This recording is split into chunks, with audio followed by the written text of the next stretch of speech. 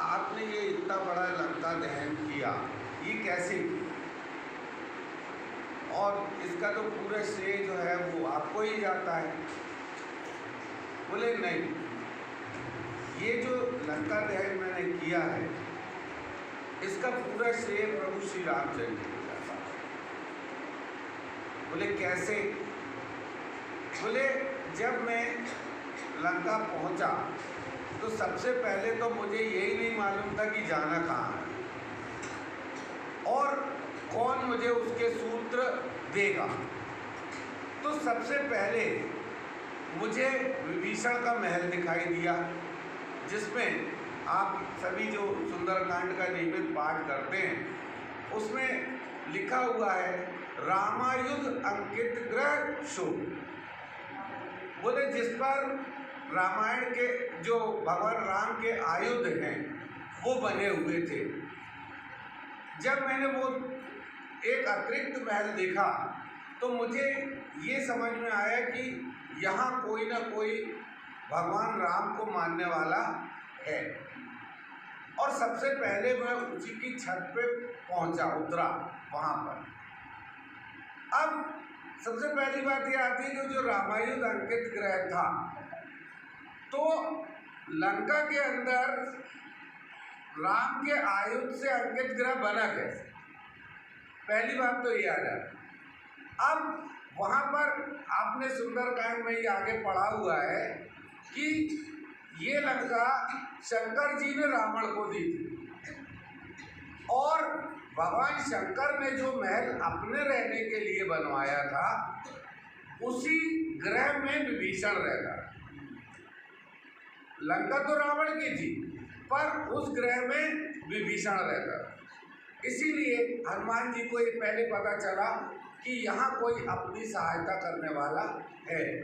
और जब वो आता भी है उल्लेख कि उन्होंने राम राम के नाम का उल्लेख किया, सवेरे उठकर राम राम का नाम बजा तो विभीषण हनुमान जी को पता चल गया कि यहाँ कोई राम प्रेमी है।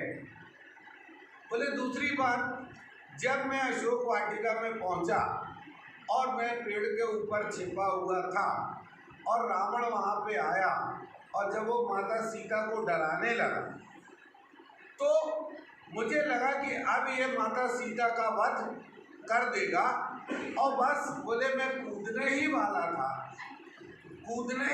था कि वो जो त्रिष्टक राक्षसी थी उसने कहा कि नहीं, 1 महीने का समय इनको दिया जाए और उस बीच में मैं इनको समझाऊंगी, तैयार कर दूंगी कि ये आपको स्वीकार कर लें।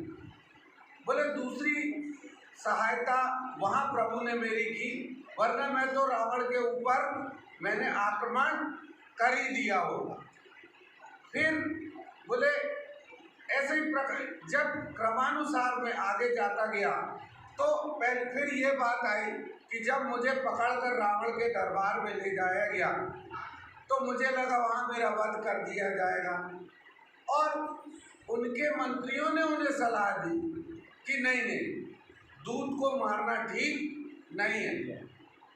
और जो राजदूत होता उसको वैसे भी नहीं मारा जाता, परंतु मंत्रियों ने सलाह दी कि राजदूत को मारना उचित नहीं है, इसकी पूंछ को नुकसान पहुंचाया जाए और जब इसकी पूंछ को नुकसान पहुंचाया जाएगा तो पूंछ विहीन जब ये वानर भगवान राम के पास पहुंचेगा तो वहाँ इसके जो स्वामी है उनको खुद ही संदेश मिल जाएगा कि रावण कितना शक्तिशाली है।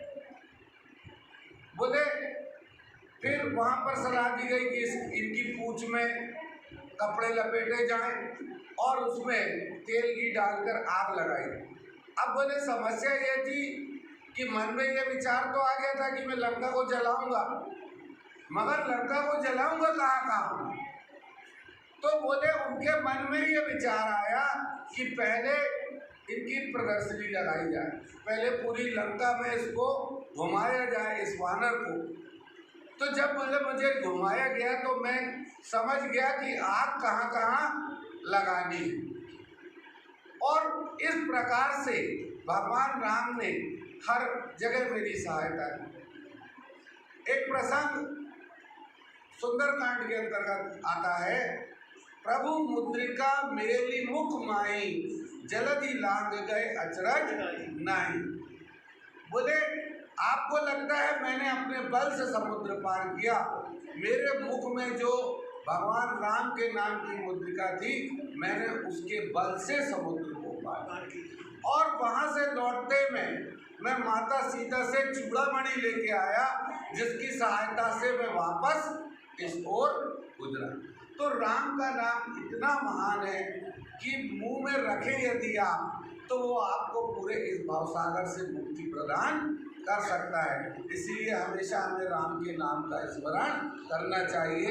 ये हनुमान जी ने भी साबित किया। धन्यवाद।